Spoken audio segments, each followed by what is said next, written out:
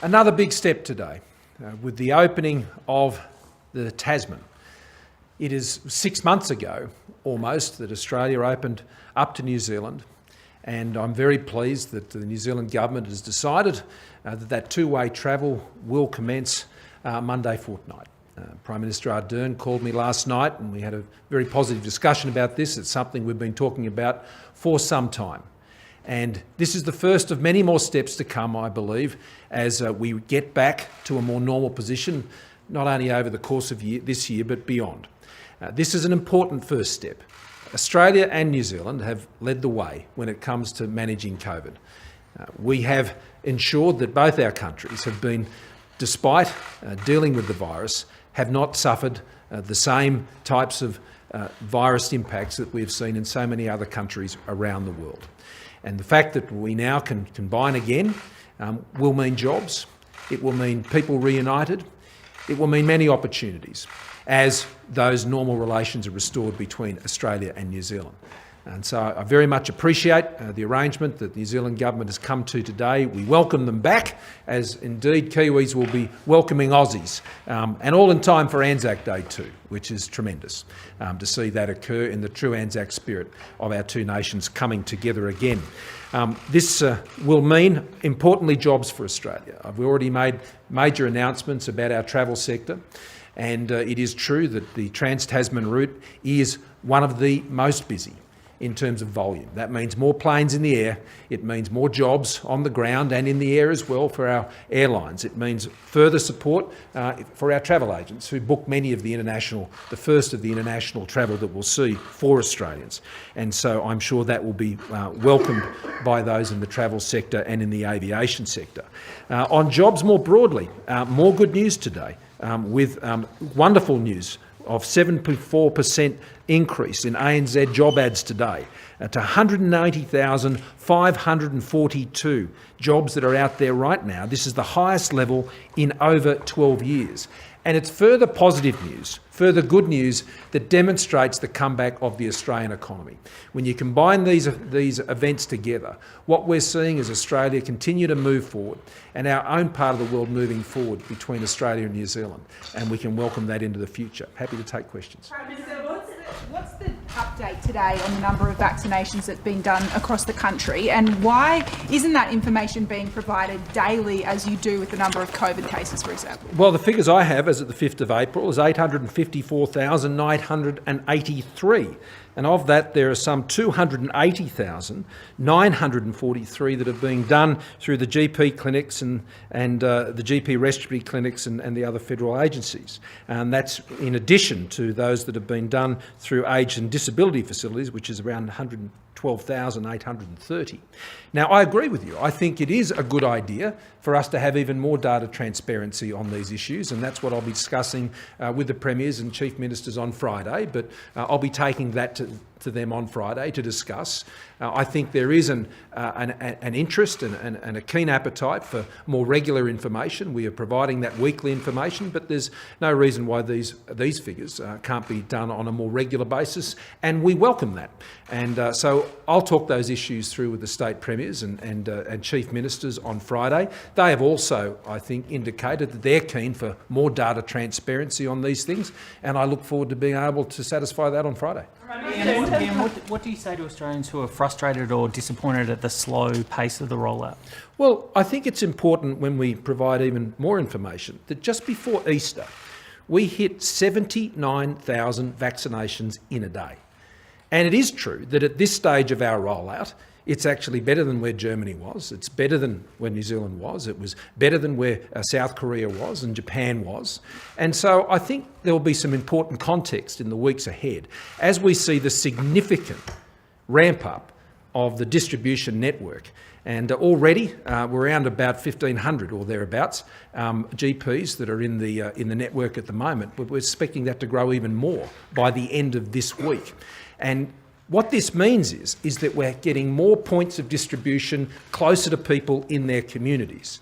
I want to stress this point, and that is in the phase we're in currently, we're dealing with Australians who are more vulnerable.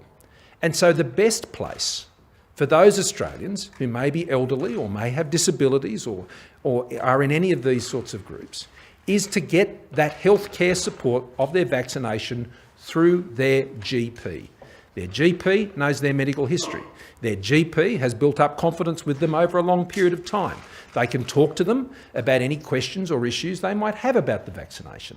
And so the strategy has always been to use the primary health network to ensure that we can do the bulk of the vaccinations that are done for this important program.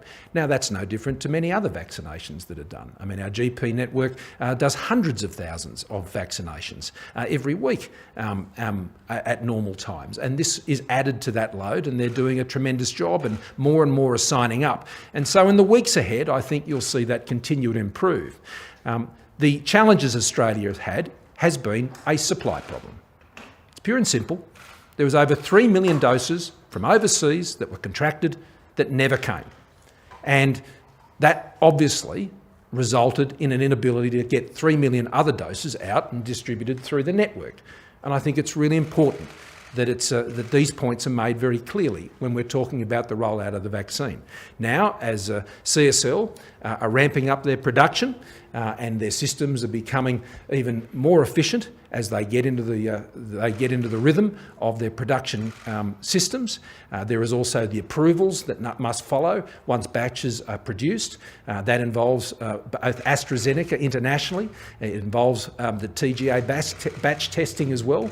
I think it's very important that people understand that the fill and finish process doesn't involve the little vial coming off the production line and it goes straight to a courier and goes to the GP or the hospital where the states may be administering doses. That's not how it works. The way it works is once the vials are produced, they have to go through an approval process. And that's important because Australians need to be assured of these vaccines and that they are ticking all the boxes. It's not just a matter of having the vaccine approved initially by the TGA. They have to test the batches as well. That's about Australian safety. And I don't intend to rush that process and put people's health at risk. So the capacity to distribute, the capacity to administer, the production of the vaccines are starting to increase. And as that occurs in the weeks ahead, then we'll see ourselves progressively working through what is a very large group of people we're seeing to get vaccinated. Rosie. Can you confirm which countries we're looking at announcing travel bubbles with next? And Jacinda Ardern said in her presser that she expected to get about 80% of the Australian market back by early 2020 because of today's announcement. Is it the same arrangement for Australia? Well, we've been getting 100% of the New Zealand market because they've been the only ones who could come to Australia for the last 6 months, and we've welcomed that, and I think that will only increase now with the Kiwis not having to do the return quarantine at the other end. I mean, the New Zealand-Australia travel market is a very high volume market, and it works really well for people on both sides of the Tasman. And after spending all that time in New Zealand for the past year, I'm sure so many will be keen to get on that plane and come across to whether it's Queensland, New South Wales, WA, Tasmania, wherever they'd like to go. So look, it is a win-win outcome for the trans-Tasman travel to be open. Both countries benefit from that occurring. Minister, in answer to the question about where you're looking to next, where can we expect the next travel bubble to be? Is it Singapore? And well, no, I can't confirm what they are at this point. We're not in a position to be outlining where the next ones will be. These things are regularly assessed by the Chief Medical Officer, and we have looked at countries like Singapore and Japan and South Korea and countries like this, but at this stage we're not in a position to move forward on any of those at this point. And Prime Minister said that she's pushing for... Sorry? Janet Yellen says the US will push for a G20 nations to adopt a minimum corporate tax rate. Is this something I'm happy to move to another topic, but while we're on vaccines, why don't we stay there and we'll comments about the need for particularly vulnerable groups to talk to their GPs suggest that later down the track, as more supply becomes available, mass vaccination centres might be an option for the broader population. Well, right now we're dealing with vulnerable populations, and that's why we believe, particularly the way we're doing it at present, provides the most care to those Australians. When we move into the balance of the population, when we're talking about people in their 30s and their 40s and so then there are other options that open up, and that is the stage at which, mid-year and beyond, we were looking at things like Pharmacist being involved in those distribution mechanisms. We were never looking at it at this stage of the rollout. That was never part of the plan, and that was always very clear. Working with the states in terms of more high volume facilities, well, we certainly haven't ruled that out, but the nature of that will depend on where is the best and most effective way we can distribute those vaccines. We will learn a lot with the rollout through the GP network, particularly over these next few months, and we're already seeing it ramp up considerably. I mean, in just 2 weeks, the GPs vaccinated 280,943 people. That's not a bad effort in their first couple of weeks, and they're just getting started. And that will continue to roll out as we ramp up the number of GPs that are directly involved in this program. Ultimately, we're looking to get to around 4,000, as I mentioned some weeks ago, and we're making steady progress towards that goal. But working with the states, where they have the ability to assist further, and as many of them have, I've indicated our willingness to work with New South Wales. We're already working with all the other states and territories on that, and I'm pleased that they've joined that group, and I'm sure that's something we can discuss further this weekend. But what is ultimately important is that we do this safely and we do this progressively, and the key issue that we need to keep focusing on is the supply of the vaccines. And I can't stress enough again, were it not for our domestic manufacturing production capability of the AstraZeneca vaccine, Australia would not have a vaccination program. We wouldn't be talking about anyone getting vaccines. And that's why the decision we took to put that in place wasn't just important last August. It's important right now, because it is those very vaccines that are coming out of the CSL plan and going through the approval process. They're the vaccines that our vaccination program depends and relies upon. Prime Minister, do you agree, though, that if you had gone down the mass vaccination route, more people would be safer right now and vaccinated? No, I don't, because you're assuming a supply of vaccines that was not there. You're assuming that there were 3 million vaccines that were here, that were not here. I mean, the vaccines that we have available to us are being distributed and they're being administered. And so you're suggesting that there would have been other vaccines that could have been used at a larger scale. Well, the supply of those vaccines were not there. And so your assumption is based on a false premise of supply that was not there. I'm even talking about the vaccines we have now, though. Yes, but those vaccines that we're producing now are matching the distribution network that we have. CSL actually rolling out every week at the moment. The acting chief medical officer and CSL both can't say how many doses they're providing to government. Well, it varies from week to week, and we're still in the early phases, so it would be misleading, I think, to give you an average at this point. We know what we're hoping to achieve, but at this point, we are hoping to achieve, the figures that have been already realised to some extent, and that's around the 800,000 mark. That is achievable, and we want to be able to try and keep achieving that, and if we can do better than that, then we will. Prime Minister. On the travel bubble, Prime Minister Ardern mentioned that the risk of disruption for people's travel plans if there's an outbreak. Have you sought any assurances from the premiers that they won't be hasty to shut their borders to New Zealand if there's an outbreak in Auckland, for instance? So we saw at Christmas when Daniel Andrews gave very short notice to get home to Victoria and to risk people out. Is that threat of disruption perhaps going to impede the flow of two-way travel at all?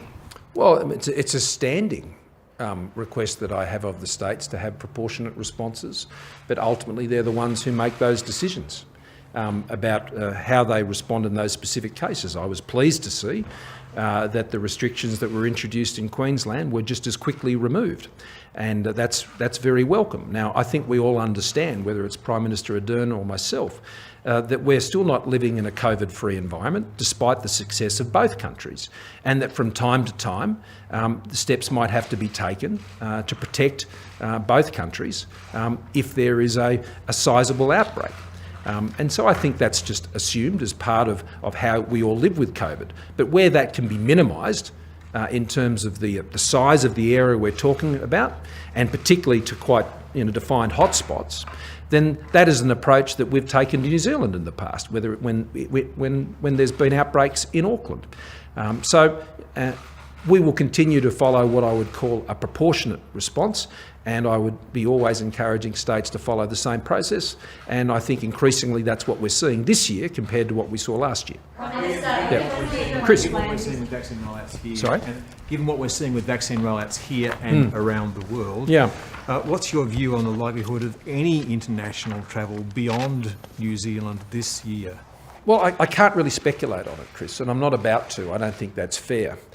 We are seeing populations around the world increasingly being vaccinated, but the important piece of information, which I've told you all on many occasions, is that while we know absolutely that the vaccines that we're using and that other countries are using are very effective in ensuring against serious disease and protecting, obviously can't in all cases, particularly where people have comorbidities, against fatalities.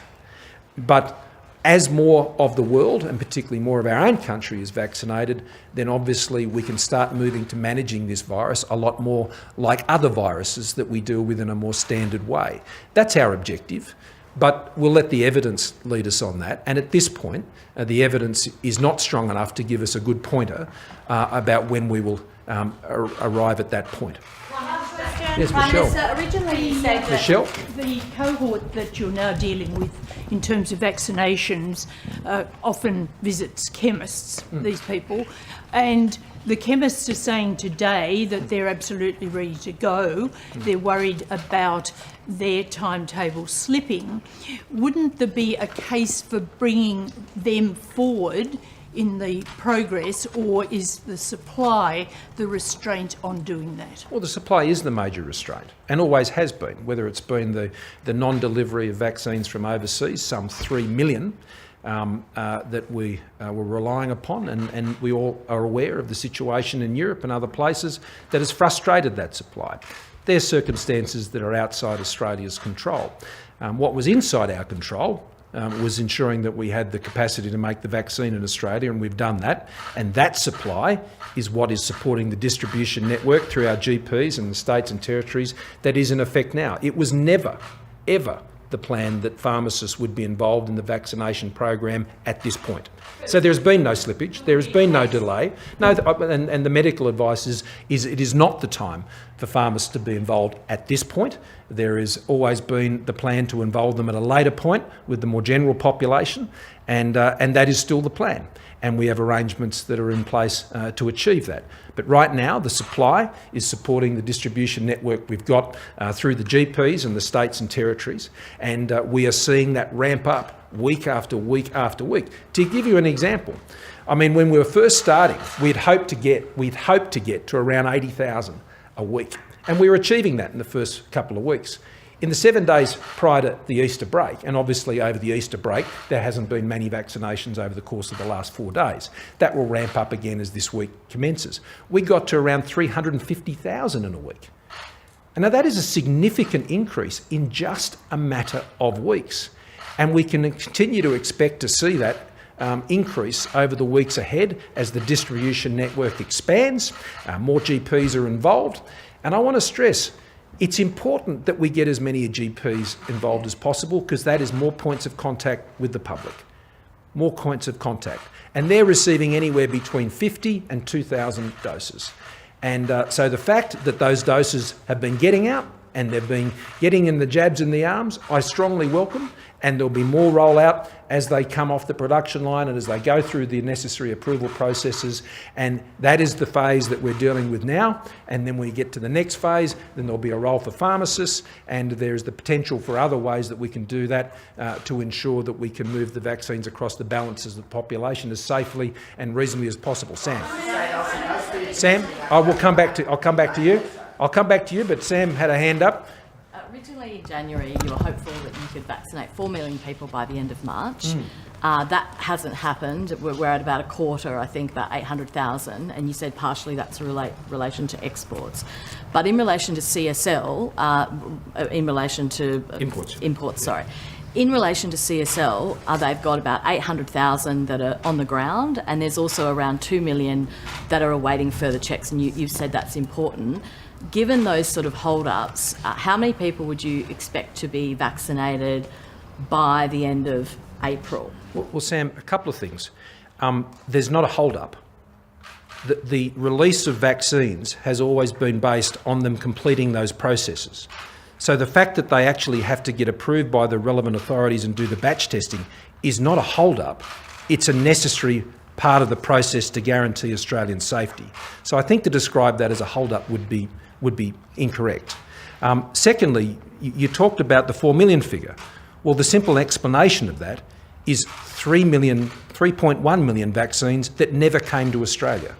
And so that is the reason. Back in early January, we had anticipated we would have those 3.1 million vaccines. Those 3.1 million vaccines were not supplied to Australia, and that explains the difference between the numbers you're referring to. And we made that very clear back in February. And we made it very clear that they were indicative figures that we're working to at that time based on the information that we had. So I think it is important that as the government puts information out about the program, it will be subject to change from time to time. There will be factors that come into play, such as the disruption of supplies. That can occur even with domestic production. And we need to work to the supply that we have. And I think that's only reasonable to consider it in that way. And that's what we'll continue to do. I said I'd come back to Greg and then... The pharmacists say that they were initially supposed to get advice on what clinics would administer doses by March 12. That's been pushed back to April 12. And they say that their initial advice was they would actually be administering them by May, and that's been pushed back to June. It was always mid-year. In what way was that not mid-year? Pharmacists were not coming in until the next phase. And so I welcome their enthusiasm and willingness to want to be involved in this. And when we reach that stage where they were to be involved, then they'll be involved. But you had another question on another matter. Janet Yellen, so she's pushing for a minimum corporate tax rate for the G20. Is this something you'd consider supporting? And are you concerned Australia has been at the losing end on an international bidding war for lower business tax rates? Well, in Australia, not only have we reduced the corporate tax rate, and it's on that path to 25% for businesses of less than 50 million in turnover, but I'd also add this. In the most recent budgets, we've introduced some of the most effective investment allowances and instant expensive initiatives that has, as well as research and development, taxation concessions, and a whole range of other measures that effectively lowers the corporate tax rate for Australian companies. And so the like-for-like assessment, I think you will find would see Australia in a lot more competitive position than you would give Australia credit for. And we're seeing that through the work that is being done currently in Australia's efforts to attract more companies to Australia. And particularly when you take into account in key sectors, like in the space sector or the technology sector or the minerals resource processing or agri-food or any of these key medical, biomedical industries, where our manufacturing strategy is also being supported by grant programs and others to boost that, then Australia's overall system is proving to be incredibly competitive and a lot more competitive than that analysis would suggest. And Australia does have an opportunity right now, and we are seeking right now to realise that opportunity. Companies from around the world, the best and brightest minds from all around the world, are working out that this is where they want to be. And they want to be here and be part of what's happening here in Australia. And our success in managing COVID compared to other countries is a great endorsement of what Australia is putting forward to them. So I'll have a bit more to say about that in the weeks ahead. But what I can tell you is Australia is leading the world out of the COVID-19 pandemic and recession. Today's job vacancy numbers, they demonstrate that. Our vaccination program continues to upscale and continues to roll out. Unlike in many other countries where they have had to move at a great pace, it has been because of the dire situation they are in. Australia is not experiencing the dire, fatal consequences that so many other countries are experiencing, and neither is New Zealand, whose vaccination program is, I'd say, at a lower level than Australia's is now. It's not a criticism, it's just they don't have access to a domestic vaccine production. Australia does, and that enables us going forward in the weeks and months ahead to scale all that up. So I'm very pleased about those job numbers. I'm very pleased that the trans-Tasman route is opened up again. It's another big step in our way back. Thanks very much.